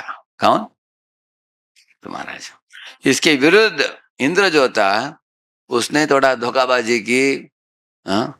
हमारे परम पूज्य भक्ति वैष्णव आश्रय महाराज बहुत इस कथा को अच्छी तरीके से समझ आते हैं। उन्होंने बताया, पूना में जब आए थे, वो बोले कि जब अश्वमेध यज्ञ हो रहा था, इंद्र जो था आकर बैठ गया वीआईपी सेक्शन में ऐसे बोले। और देखा कि इधर घोड़ा है, कुछ कुछ ना कुछ करके इसको रोकना है, तो तुरंत गया वॉशरूम में, गया कपड़ा बदल के आया है, ऐसे बोले वो। और फिर घोड़े को उठाकर लेकर गए, ऐसे कथा बताया उन्होंने। तो इस तरह का नाटक धोखाबाजी वगैरह किया। वो क्या हुआ, इंद्र का भगवत धाम लौटा क्या? नहीं। हाँ, वो इसी भौतिक दुनिया में उसका पदवी जारी रखा, और बार बार झगड़ा करता रहता है किसी के साथ। हाँ? कोई कभी विश्वामित्र आ जाते हैं, उनको विचलित करता है, कभी कोई ऋषि आ जाते हैं, मुनि आ जाते हैं, कोई आ जाते हैं, इस तरह उसका झगड़ा चलता रहता है। तो हम निर्णय लेना चाहिए, क्या मुझे भगवत धाम लौटना है, नहीं तो इस दुनिया में झगड़ा करते रहना है। कहते हैं ना, कि हमारे ऊपर है। तो अभी तक मैंने मित्रों के बारे में बोला, 3 कथा बोला। पहले क्या बोला? देवयानी शर्मिष्ठा का। दूसरा द्रोण द्रुपद का बोला। तीसरा पृथु महाराज का। अभी लास्ट में, ये लास्ट उदाहरण है। जो इंद्र जो है देव है, असुर है? वो देवता है, लेकिन असुर जैसे उन्होंने एक बार व्यवहार की, करेक्ट है ना? तो प्रॉब्लम, समस्या क्या था? ये इंद्र से सीखने लायक बहुत इंपॉर्टेंट चीज है भक्तों के लिए। कभी कभी हमको कुछ पदवी दिया जाता है, गुरु की आशीर्वाद मिलता है ना, उस पदवी में, और गुरु के शक्तिपात के कारण अनेक लोग हमको भी मानते हैं, सोचते हैं कि ये भक्त जो है प्रीचर है, ये मैनेजर है, ये काउंसलर है, जो भी पदवी हो, लोग भी हमको झुकते हैं, हमारे बात मानते हैं। तो कभी कभी हमको लग सकता है कि ये सब लोग मेरे नियंत्रण में हैं। एक्चुअली लोग आपके नियंत्रण में हैं, क्योंकि आपके ऊपर वाले ने आपको नियुक्त किया है। हम्म, तो अगर जैसे एक हमारे बॉम्बे मंदिर में है, एक भक्त था, उसका इंचार्ज था, वो केक नहीं तो आइसक्रीम जो भी रहता था स्पेशल फेस्टिवल डेज में, उसको वो मेंटेन करता था और लोगों को इश्यू करता था, देता था। क्यों में आते थे लोग ऐसे, तो लोग उसको बोलते थे, प्रभु जी और थोड़ा थोड़ा ज्यादा देना प्रभु जी है। और कभी कभी लोग पूरा होने के बाद भी एक भक्त आता था, बोलते प्रभु जी जो भी अंदर टूटा फूटा पड़ा है वो भी दे देना, ऐसे मांगते थे। तो इसको लगता था कि सब लोग हमारे ऊपर डिपेंड है, करेक्ट ना? ऐसे लगता था। लेकिन उसके बाद उसका सेवा बदल गया उसका। तब कोई भी इसके पास जाकर याचना नहीं करता था। तब उसको पता चल जाएगा कि कंट्रोल हमारे हाथ में नहीं है, हैं? जब तक वो उस पदवी में बैठे हैं तब लोग अब से याचना करेंगे, हैं? उसके बाद वो कंट्रोल हमारे हाथ में नहीं है। ये याद रखना चाहिए हमको। हुँ, ये ये जो इंद्र जो है उसको वो एक तरह का पदवी है वो, हाँ? पदवी में है इसलिए उसको इंद्र पूजा होती थी उसको। लेकिन इंद्र पूजा प्राप्त करते इसको लग गया कि मैं ही स्वामी हूँ, हाँ? और सब लोग मेरे नियंत्रण में हैं और ये लोग मुझे पूजा करते हैं और मैं इनको बारिश देता हूँ और इस तरह मैं सारे दुनिया का स्वामी हूँ। इस तरह वो सोच रहा था, भूल गया अपना ऊपर का कनेक्शन, हाँ? इसके साथ, कृष्ण के साथ, मैं कृष्ण का अंश हूँ। ये हम लोगों का भी प्रॉब्लम है इस दुनिया में, हम लोगों का जूनियर के साथ कनेक्शन है, समभक्तों के साथ कनेक्शन है और ऊपर के लोगों के साथ कनेक्शन है। लेकिन हम जितना ऊपर उठते हैं पदवी में, हमारे कनेक्शन हमारे ऊपर वालों से कम हो जाता है। जैसे हमारे समभक्तों से मिलने के लिए टाइम नहीं मिलता और हमारे ऊपर जो गुरुजी हैं, जीपीसी वगैरह हैं, वो भी लोग ट्रैवल करते हैं, एक आध बार मिलते हैं हम लोग। इसका मतलब है हमारा ऊपर और इक्वल कनेक्शन बहुत कम हो जाता है। लेकिन ज़्यादा कनेक्शन रहता है किसके साथ? हमारे नीचे के लोगों के साथ। हमारे नीचे के लोग हमारे पाँव पकड़कर नीचे खींचते हैं हमको, हाँ? क्योंकि वो बोलेंगे, प्रभु जी आप शुद्ध भक्त हैं, आप शुद्ध भक्त महान है, और वो लोग हमारा गुणगान करते रहेंगे। कहीं भी जाओ वो लोग आपको क्या करते हैं? गुणगान करेंगे। तो ये जो मैं बात बोल रहा हूँ ये नए भक्तों के लिए नहीं है, खास करके उन भक्तों के लिए जो 5 साल, 10 साल, 15 साल, 20 साल हम लोगों ने बिता चुका है। क्योंकि हम लोगों के पास कनेक्शन ज़्यादा है जूनियरों के साथ। इसलिए ये लीला जो है महत्वपूर्ण है सीखने के लिए। अ, और हम और उदाहरण के लिए आप हेड ऑफ द डिपार्टमेंट हैं। शुरुआत में अगर आपको एचओडी बनाया गया तो आप बहुत खुश हो जाएँगे कि हमको एचओडी बनाया इस डिपार्टमेंट का। धीरे-धीरे आपके लिए एक केबिन मिलता है, एक कंप्यूटर मिलता है, आपके लिए एक गाड़ी मिलता है, एक अकाउंट्स मिल जाता है, अकाउंट, खुद का अकाउंट। तो कभी-कभी ब्रह्मचारी सोचते हैं कि अरे! मेरा खुद का अकाउंट है। एक ब्रह्मचारी आया मेरे पास, आकर बोला कि प्रभु जी हम मायापुर जा रहे हैं। अच्छा कब जा रहे हैं? बोला, एक बड़ा खानदान के लोग हैं, 10-12 लोग हैं उनके परिवार के, उनको लेके जा रहा हूँ। और कौन जा रहा है? कोई आश्रम से कोई नहीं, मैं अकेले जा रहा हूँ। अकेले नहीं जाना चाहिए परिवार को लेकर, हाँ? 3-4 ब्रह्मचारी जाना चाहिए और 50-100 कांग्रीगेशन जा सकता है साथ में, हाँ? 3-4 लोग साथ में जाना चाहिए, ब्रह्मचारी अकेले नहीं जाना चाहिए। नहीं प्रभु जी प्रॉब्लम नहीं है, वो फ्लाइट टिकट बुक कर रहे हैं मेरे लिए। ऐसे बोला, अच्छा फ्लाइट टिकट क्या बड़ी बात है? आजकल कोई भी फ्लाइट टिकट दे देता है आजकल, हाँ? आश्रम मंदिर के लिए कुछ खर्चा नहीं है, सब वो लोग देखेंगे बोला उसने। मैंने बोला खर्चा की बात नहीं है, आप डूब जाओगे, आप अकेले जाओगे तो। अब अकेले नहीं जाना है, मना है। तो वो नाराज हुआ, ऐसा कैसा आपने रूल बनाया कि हम नहीं जा सकते हैं? हम क्या यात्रा के लिए जा रहे हैं ना? मैंने बोला यात्रा के लिए जा रहे हो, लेकिन अकेले जाओगे किस परिवार के साथ, तुम्हारी बुद्धि भ्रष्ट होने की संभावना है। तुम दूसरे भक्तों के साथ ही जाना चाहिए, मैंने बोला। क्योंकि इसके अंदर ऐसा अहंकार क्यों आया? क्योंकि उसका खुद का डिपार्टमेंट है, उसके पास पैसा है, उसके पास गाड़ी है। तो तरुण अवस्था में हम लोगों के अंदर ताकत ज़्यादा है। कभी-कभी हमारे अंदर गर्व आने की संभावना है कि मेरा डिपार्टमेंट है, मेरी गाड़ी है, मेरे लोग हैं। इसी तरह युवकों के प्रचार में भी कभी-कभी कोई युवकों का प्रचार करके लाता है। तो 10-20 लोगों को लाते। एक लड़का आया मेरे पास, बोला, "फ़ादर साहब प्रभु एक चमत्कार हो गया।" बोला उसने। क्या हुआ? मैंने कहा, "क्या हुआ?" प्रभु जी पिछले साल मैं इस कंपनी में जॉइन किया, उसके निकट एक कॉलेज में गया, 1 साल में 20 बच्चे आ गए कॉलेज के बाहर और कॉलेज के सामने एक घर लिया हमने, सब उधर ठहरे हैं। प्रभु जी पता नहीं कि मेरे द्वारा इतना बड़ा चमत्कार हो गया, इसलिए आपको बोलने के लिए आया। प्रभु जी मुझे तो लग रहा है कि जिस तरह प्रभुपाद जी अमेरिका में जाकर हिप्पियों को हैप्पी बनाया, मैंने भी इन भक्तों को खड़ा कर दिया। मैंने बोला अरे मूर्ख क्या, हाँ? मैंने उसको बोला तुमको तिलक पहनना मालूम नहीं था, किसने सिखाया तुमको? प्रभुपाद ने सिखाया। तुमको बीड़ बैग जो पहने हो किसने सिखाया बीड़ बैग पहनने के लिए? प्रभुपाद ने सिखाया। कि धोती कुर्ता पहनते हो किसने सिखाया? तुम जो बोल रहे हो उनको फिलॉसफी किसके किताब से सीखा तुमने? प्रभुपाद जी के। और प्रभुपाद जी को बोलकर सोच रहे हो कि मैं भी एक प्रभुपाद, छोटा प्रभुपाद हूँ, सोच रहे हो? हैं? कितना बड़ा मूर्खता है। डांटा मैंने उसको, तुम कुछ नहीं हो, तुम चूहा हो, प्रभुपाद जी हाथी हैं। हाथी के सामने चूहा का क्या साइज है? तो सब कुछ जिसको अंग्रेजी में बोलते हैं बोरोड प्लूम्स का मतलब क्या है? कभी-कभी लड़कियां क्या करती है, मयूर मोर होता है ना उसके पंखों को पहनती है या पहनकर नृत्य करती है, देखा आपने उसको? पीकॉक डांस बोलते हैं उसको, हैं? तो पीकॉक जैसे ही वो दिखती है स्टेज में, लेकिन पीकॉक फेदर जो मयूर का पंख पहना है इसके कारण दिख रही है, लेकिन मयूर का पंख खुद का है क्या? वो खुद का नहीं। भागवत में बोला गया है बोरोड प्लूम्स। उन्होंने किधर से लिया है? मोरों से लिया है। इस तरह ये प्रभुपाद जी से सब कुछ लेकर यश ले रहा है खुद के ऊपर। समझा ना आपने? इसलिए मैंने उसको डांटा। तो हम लोग समझना चाहिए कि मेरे द्वारा जो हो रहा है, मैं निमित्त बनूंगा तो मेरे लिए अच्छा है। मैं शुद्धिकरण होगा।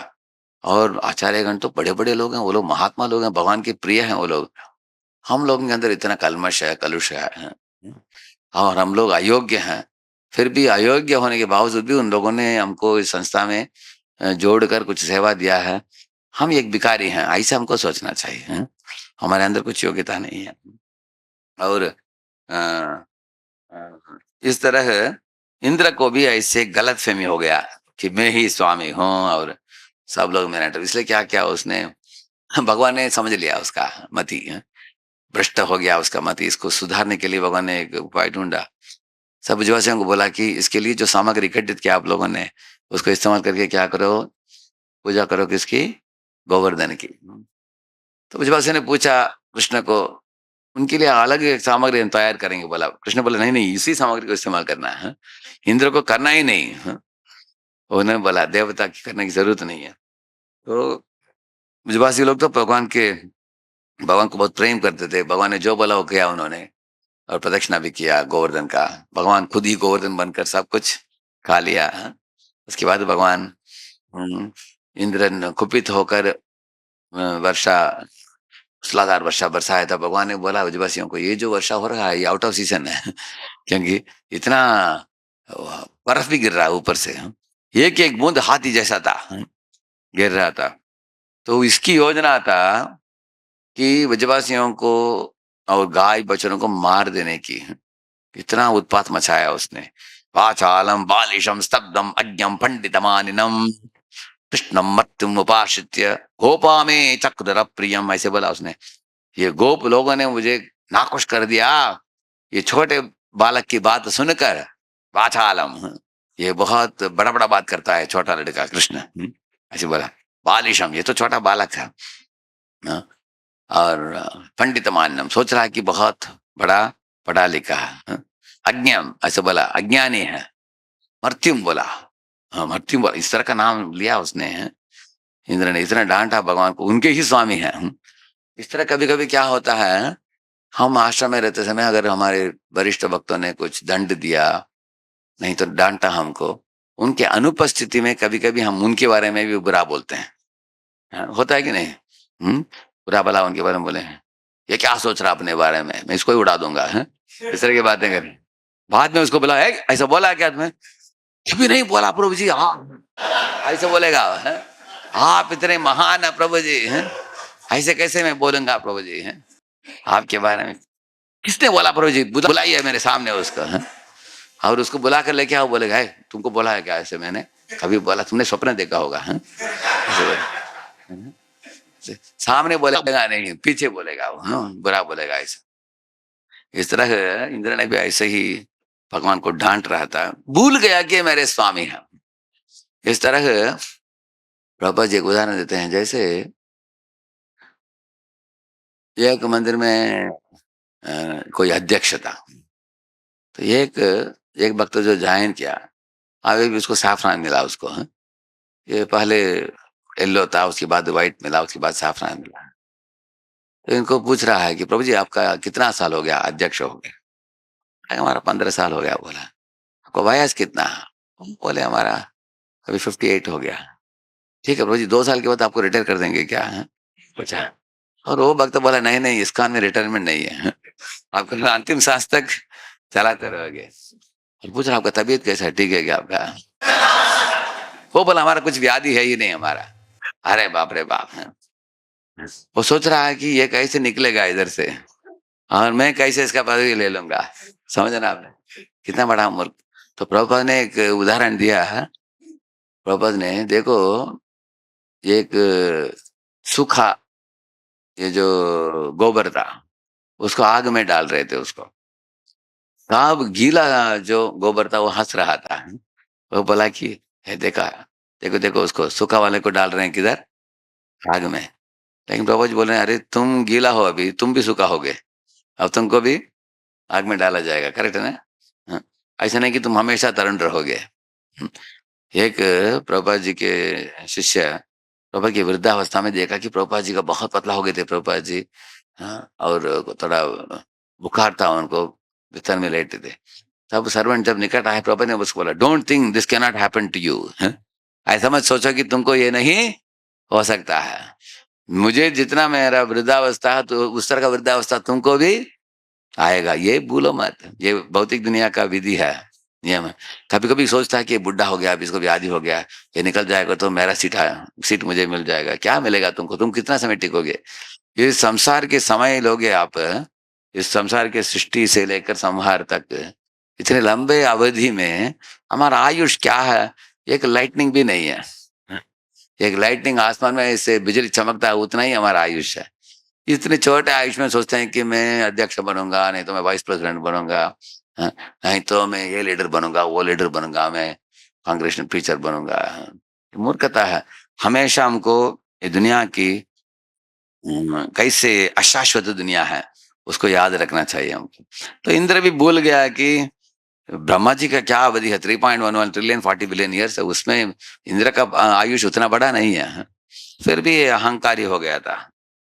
इसके कारण इधर देखिए भगवान ने क्या किया, गोवर्धन को उठाकर सब आदिवासियों को आश्रय प्रदान किया।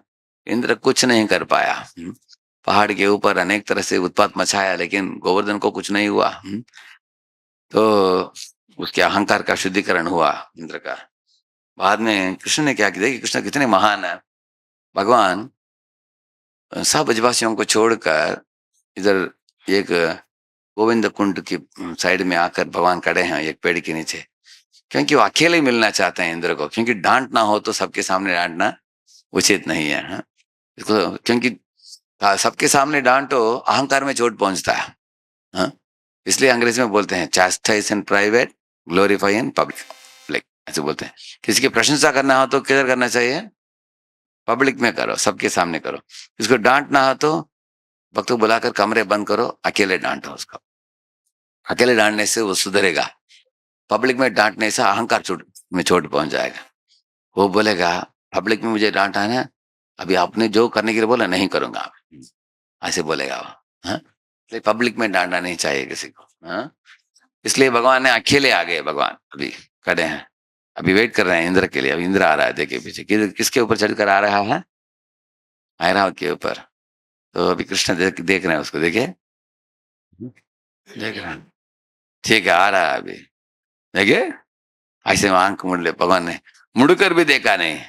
अभी इंद्र ने भी बुद्धिमत्ता से क्या की, ऐरावत को उधर बिठा दिया, क्योंकि ऐरावत के ऊपर भगवान के सामने आना उचित है क्या? नहीं है। इसलिए दूर ही उसको बिठा दिया, तुम इधर ही रहो, मैं अकेले जाता हूँ। अभी आ रहा है अभी, भगवान ने डांटा अभी उसको। हाँ? डांट रहे हैं उसको, उसको शर्म आ रहा है अभी, बड़ा गलत। इंद्र ने सोचा अभी कृष्ण के साथ बातचीत होने के बाद कृष्ण यमराज को बुलाएंगे और यमदूत हमको लेकर जाएंगे यमलोक में, पकड़ पकड़ कर मारेंगे हमको, क्योंकि इतने विश्वासियों को मारने के लिए यातन की हमने। ऐसे उसको लगा इंद्र को। हाँ? इसलिए उसने मुकुट को निकाल कर कृष्ण के चरण में रख दिया। सब लोग बोलिए, पिता गुरु स्वम जगतामधीशो दुरत्यय कालवुपात दंड हिताय चेच्छा तनुभिः समीहसे मानं विधुन्मन् जगदीश मानिना। हे कृष्ण, आप सिर्फ स्वामी ही नहीं हो, आप पिता भी हो मेरे। और जगत के लिए आप ही पिता हो। क्यों पिता है? पिता ग्रोसरी वगैरह लेकर आता है, तो भगवान ही सबको ग्रोसरी देते हैं ना इस दुनिया में। इतना ही नहीं है, आप माता भी हो, क्योंकि माता पालन पोषण करती है बच्चों की, इस तरह सब जीवों को पालन पोषण करने वाले आप होते हो। आप ही गुरु भी हो। क्यों गुरु? गुरु का इच्छा है शिष्य को सुधारना। शिष्य को डांट कर उसमें सुख नहीं पाते हैं गुरु। गुरु की इच्छा है कि शिष्य के चित्त को चित्त में जो मलिनता पड़ा है उसको मिटाना। इस तरह आपने मेरे हृदय की मलिनता को मिटाने के लिए उपाय ढूँढा आपने। और आपके समय जो होता है काल के प्रभाव से हर एक जीव को आप जो दंड उचित है आप देते हो उसको।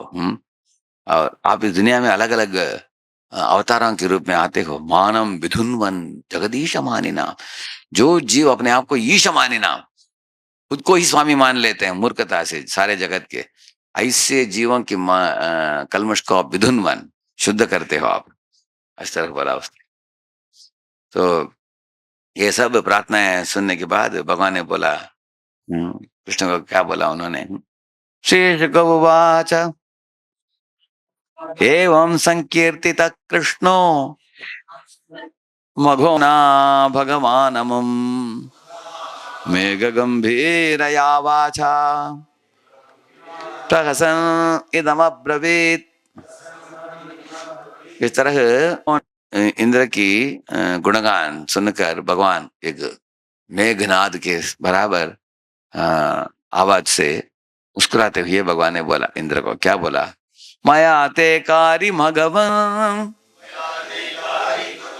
मखभंगो नुगृह्णता मदनुस्मृतये नित्यं मत्तस्येन्द्र श्रियाभृशम्। माया ते अकारी मगवन मखभंगो, मैंने तुम्हारे यज्ञ को भंग क्यों किया, तुमको अनुग्रह दिखाने के लिए, ऐसे बताते हैं। ये किसी को आश्चर्य हो सकता है कि ये किस तरह का अनुग्रह है। हाँ? आपने पदवी दिया, पदवी में बिठाकर इस तरह हमारे यज्ञ को आपने छीन लिया, इस तरह का अनुग्रह है, ऐसे आप सोचेंगे। ये क्यों है, इसका कारण है जो हमारे लिए उचित नहीं है उसको नहीं देना चाहिए। जैसे मैं जब स्कूल के दिनों में मेरे पिताजी कुछ ना कुछ लेके आते थे रात को, उनके तैली में कुछ होता था, तो तैली में हाथ डालकर मैं देखता था, कभी केला लेकर आते थे, ऑरेंज लेकर आते थे, कुछ ना कुछ लेकर आते थे, मिठाई लेकर आते थे। तो एक दिन मैंने बैग के अंदर हाथ डालकर देखा, ऐसे एक पैकेट था, उसमें बड़ा बड़ा राउंड राउंड सफेद गोली था, उसमें मोटा मोटा था, वो चमक भी रहा था, सुगंध भी आ रहा था। तो मैंने उसको फाड़ करके फाड़ा, ये हाथ में चार लिया, ये चार लिया, भागने लगा खाने के लिए। तो मेरे माता पीछे पड़ी, मेरे शर्ट को पकड़ा पीछे से उन्होंने, दोनों हाथ से छीन लिया उन्होंने। मैंने माँ को पूछा क्यों छीन रहे हैं, नहीं नहीं नहीं नहीं, इसको खाना नहीं चाहिए तुमको, बोला। मैंने पूछा क्यों नहीं, वो बोली कॉकरोच के लिए। ऐसे बोला। मैंने कॉकरोच के लिए, इतना अच्छा मिठाई, इतना सुगंध आ रहा है, इतना अच्छा दिख रहा है। वो बोली बेटा तुम मालूम ये विष है, बोला उन्होंने। डर गया मैं, विष है क्या? तो तुरंत जाकर सोप लेकर हाथ धो लिया पूरा। इतना सुगंध आ रहा है, बोला देखने में अच्छा दिखता है, सूंघने में अच्छा लगता है, लेकिन खाओगे तो मरोगे। तो दुनिया के ऐसे खूबसूरत अनेक चीजें हैं ऐसे। तो क्योंकि माँ को मालूम है कि मेरे लिए उचित नहीं है, इसलिए उन्होंने उसको छीन लिया।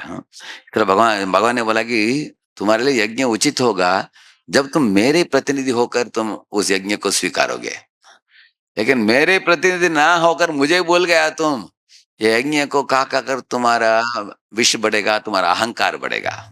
इसलिए मैंने उसको जैसे पयम पानम भुजंगानाम केवलम विषवर्धनम, ऐसे बताया गया ना। एक सर्प को अगर आप केला और दूध पिलाओगे, वो उसको लेकर उसका विष और भी बढ़ जाएगा। तुम्हारे अहंकार को बढ़ाने ना देना चाहिए, इसलिए मैंने मखभंग किया, मैंने ऐसे बोला भगवान ने। क्योंकि मखभंग होने के बाद तुमने नाटक किया लेकिन कुछ नहीं कर पाया, अभी तुम्हारा अहंकार छूट गया, अभी अभी आ गया मेरे सामने, करेक्ट है ना? ऐसे भगवान ने बोला।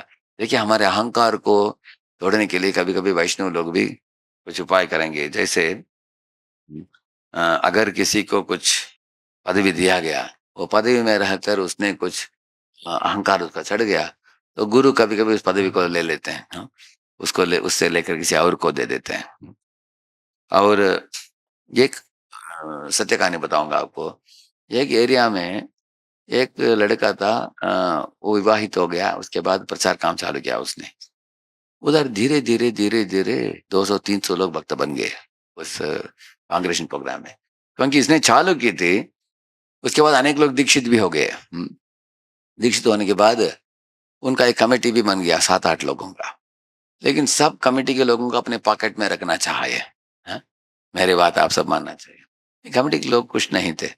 वो बोले कि अरे पैसा इधर से लेकर उधर डालते हो, उधर से लेकर उधर डालते हो, हमसे कुछ पूछते नहीं, कुछ हिसाब-किताब भी नहीं, हैं? क्या चल रहा है? और कुछ भी डिसीज़न लेना हो तो सबको बोलेगा मैं जो बोलूँगा वही करने का आपको, हैं? किसी का वो ओपिनियन आइडिया लेता ही नहीं था। ये लोग जाकर पैरेंट टेम्पल को शिकायत कर दिया। पैरेंट टेम्पल के लोग आए, देखा कि इस तरह कर रहा है। उसको बोला कि देखो तुम अभी इस पदवी से उतर जाओ। You can give preaching but not managing. Managing आप बाकी भक्तों के साथ करो, हाँ? तुमको भी डालेंगे उनकी कमेटी में, अभी 7 लोग हैं, अभी तुमको भी जोड़कर 8 बना देंगे। तो जॉइंटली आप लोग डिसाइड करना चाहिए, आप अकेले डिसाइड नहीं कर सकते हो। नाराज़ हो गया ये। हे! आप लोग क्या कर सकते हैं मुझे? मैंने चालू किया कार्यक्रम, ये किसका कार्यक्रम है? मेरा कार्यक्रम है। आप लोगों ने कुछ नहीं किया। आप लोग उस शहर में बैठे हो, कभी-कभी एक आध बार आते हो आप। इसको मैंने खड़ा किया, मैंने चलाया, मैंने सेंटर का ज़मीन लिया और ये हॉल वगैरह बनाया। आप लोग मुझे रोक नहीं सकते, ऐसे बोला। तो वो लोगों ने बोला, "क्या तुम सोच रहे हो? हाँ? तुम्हारे पास पदवी है।" तो उस समय डीसी तक चला गया वो, हाँ, डिविज़नल काउंसिल तक चला गया। डिविज़नल काउंसिल के लोगों ने भी बोला कि अभी ये कमिटी ही चलाएगा, हाँ? तुमको अकेले तुम नहीं चलाओगे, तुम सबका बात मानना पड़ेगा। तो उसके बाद वो उधर आ गया, आईआईएससी तक लाया उसने। मैं उस समय चेयरमैन था, पहले मैं डीसी का चेयरमैन था, उसके बाद मैं आईआईएससी में था, उस समय उधर आ गया था वो। उधर आकर भक्तों का निंदा कर रहा था वो बहुत। वो आईआईएससी में बड़े-बड़े भक्त बैठे हैं, बोल रहे हैं, "चुप रहो, ये बड़ो इतना बकवास मत करो, तुमको जो प्रॉब्लम है उसको लिख कर दो।" लिख कर दिया। मैंने बोला, "इस तरह हुआ डीसी में, इधर लाया है अभी।" वो लोगों ने भी उसको नकार दिया, बोला कि नहीं, नहीं, सब सीनियर लोग जॉइंटली डिसाइड किया है कि तुमको वीटो पावर नहीं है, तुम सबके साथ करो करके। उनके साथ भी नाराज़ हो गया। अभी क्या किया इसने, इनके ग्रुप को छोड़कर अभी खुद का संस्था चालू कर दिया उसने, हाँ? बाहर चला गया। अपने गुरु के पास माला सौंपा दिया, बोला कि आपकी माला आप ही रखो, हाँ? क्योंकि आप इन लोगों को रोक नहीं पा रहे हो, मुझे मैनेजर नहीं बना पा रहे हो आप, तो आपके पास कंट्रोल नहीं है, माला रखो, आपकी दीक्षा नहीं चाहिए, मैं खुद का संस्था चालू करूँगा। ऐसे जाकर किया उसने, इतना अधोगति प्राप्त की उसने, समझा ना आपने?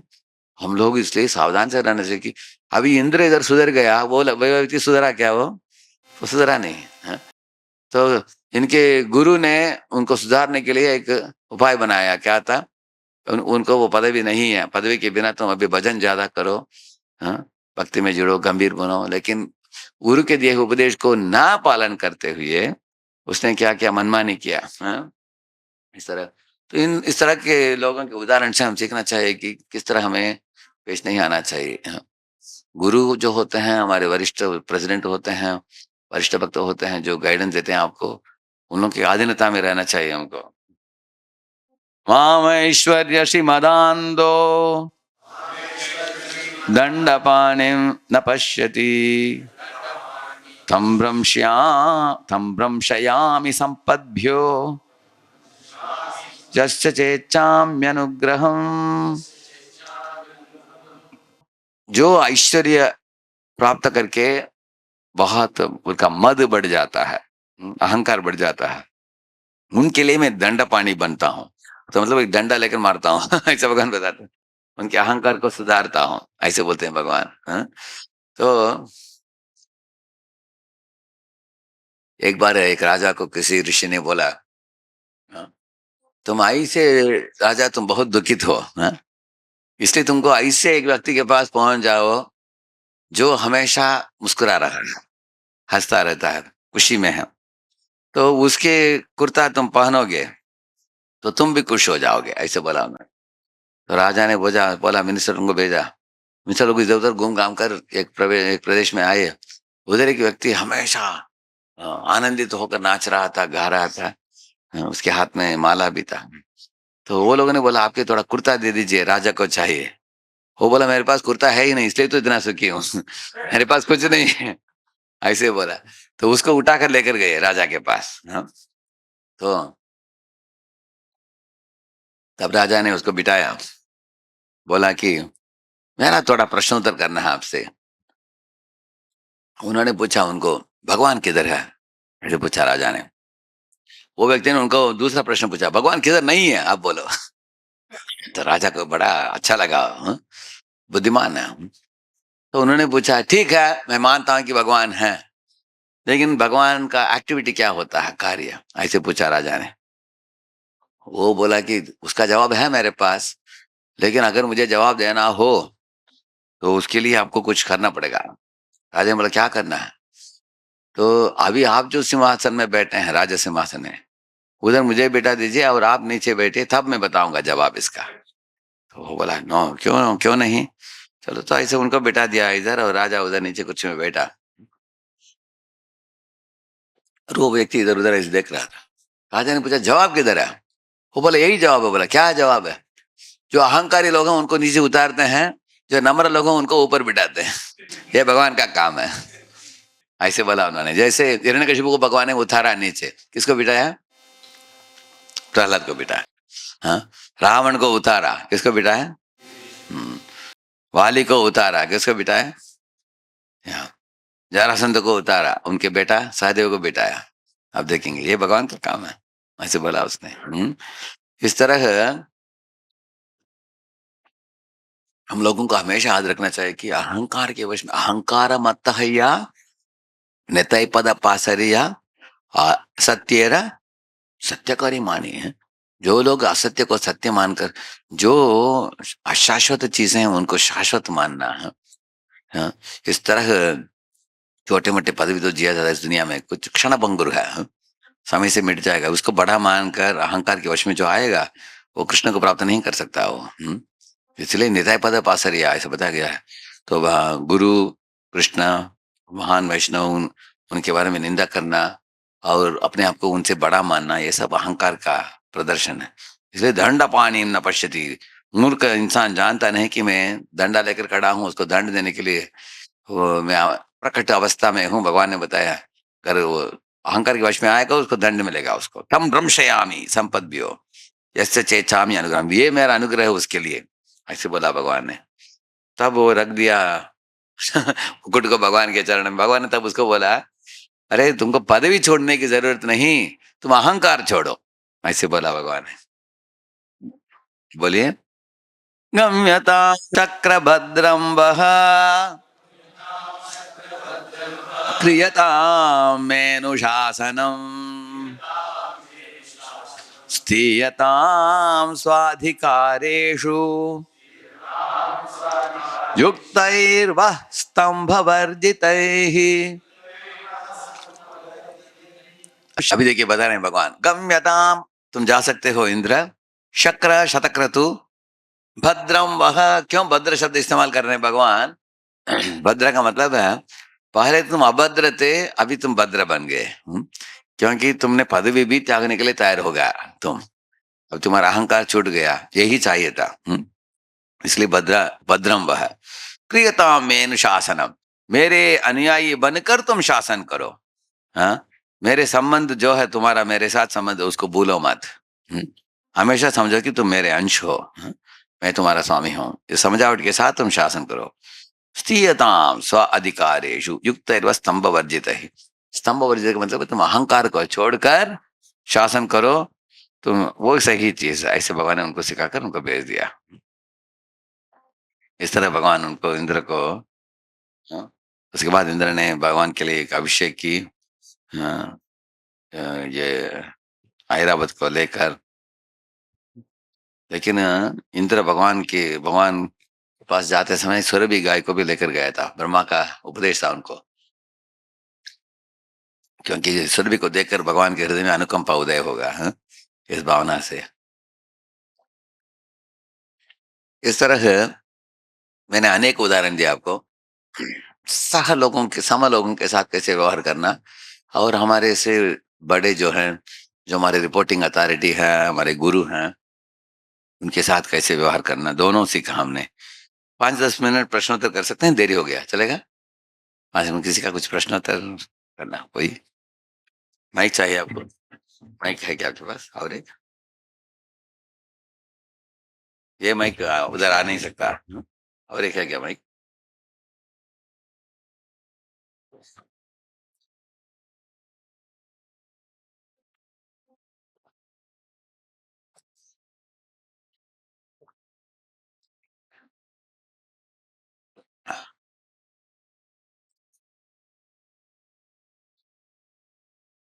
तो मैंने जो भी बोला कितने लोगों को समझ में आ गया पूरा पॉइंट सब कुछ? अच्छा 1-2 ही है बस? हाँ? और 8-10 है, ओके। समझ में आ गया ना? क्लियर? ठीक है, अगर समझ में आ गया तो क्या समझ में आया बोलना आपने? एक पॉइंट बोलेंगे सब लोग, एक-एक पॉइंट, ठीक है? हाँ, माइक दीजिए। ये माइक उधर नहीं आ सकता ना ये? और एक है क्या? और एक?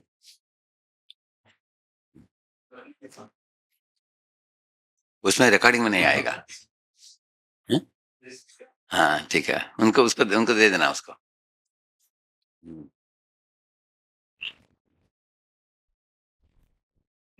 हरे कृष्णा प्रभु जी, बहुत धन्यवाद। आपने इतने सुंदर तरीके से मार्गदर्शन किया। तो प्रभु जी, प्रश्न ये था कि ऐसा तो है नहीं कि जो आप आज लेक्चर में बहुत अच्छी अच्छी चीजें, मतलब भागवतम से 2-3 कथाएं बोले और काफी, तो ऐसी चीजें बहुत सारी हम सुनते हैं, मंदिरों में होते हैं, हम 15 साल से सुनते हैं, फिर भी परिस्थिति घटी जाती है ना चाहते हुए भी, जैसे मन मुटापा, झगड़ा इत्यादि। और हम भी नहीं चाहते, सामने वाला भी नहीं चाहता, और इतना लेक्चर सुन के भी फिर वही चीज हो जाती है। तो इसका क्या उसका हमारे है कारण या क्या है? कलयुग का कारण है या उसका कि उसका कारण क्या है? 3 स्टेज है शास्त्र सीखने में। श्रवणम, मननम, निदिध्यासन, 3 स्टेज है। अभी श्रवणम का मतलब है ये सत्य बातों को सुन लेना। अभी आप लोगों ने सुना आज, इसको बोलते हैं श्रवणम। श्रवण करके सुन लिया उसको।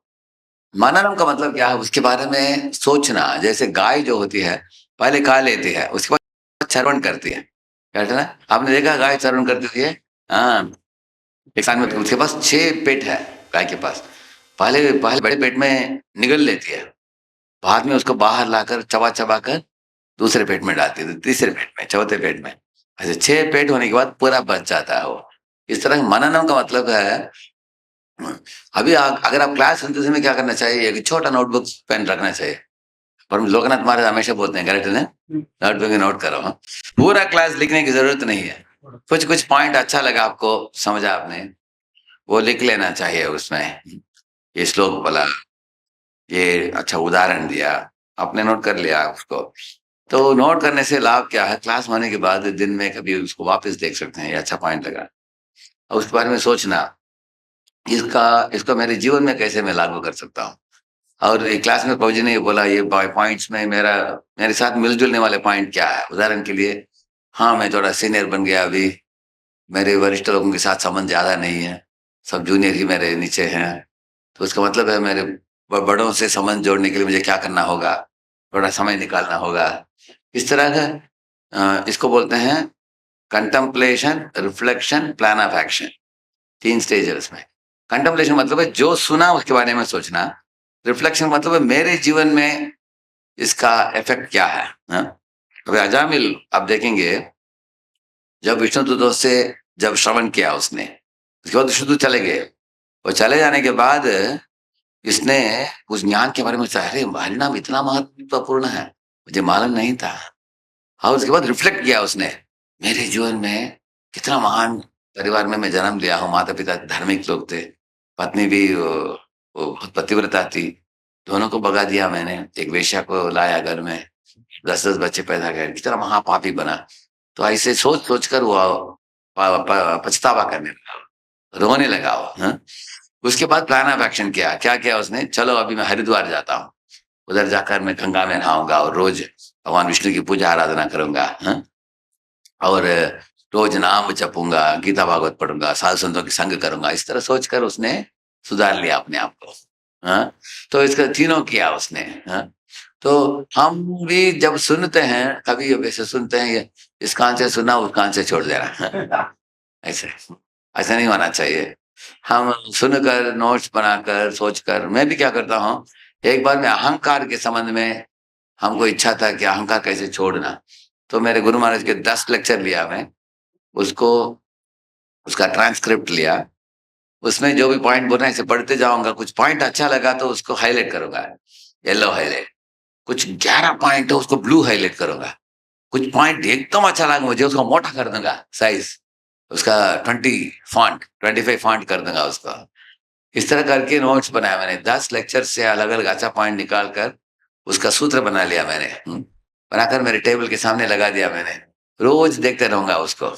महाराज ने बोला कि ये करो, ये मत करो, ऐसे बार बार देख देख कर मैं जीवन में लागू करने लगा उसको। इस तरह श्रवण करना और मनन करना, और तीसरा है निधिध्यासन। अभी निधिध्यासन का मतलब है एप्लीकेशन, मनन का मतलब है प्लानिंग, प्लानिंग स्टेज में है सर्वण करना, लेकिन निधिध्यासन मतलब अप्लाई करके साक्षात्कार को जगाना, वो निधिध्यासन है कन्विक्शन के साथ। ये 3 स्टेप जब हम करते हैं तब ज्ञान पचता है। प्रभुपाद बोलते हैं bookish knowledge without realisation is useless, ऐसे प्रभुपाद बोलते हैं भगवत गीता में। सिर्फ किताब का ज्ञान अगर जीवन में लागू नहीं किया उतना लाभदायक नहीं है बोलते हैं। इसलिए नॉलेज, उसके बाद अंडरस्टैंडिंग का मतलब है मनन से अंडरस्टैंडिंग आता है, और रियलाइजेशन आता है जब एप्लीकेशन करते हैं अपने जीवन में, उसको लागू करते हैं। ठीक है।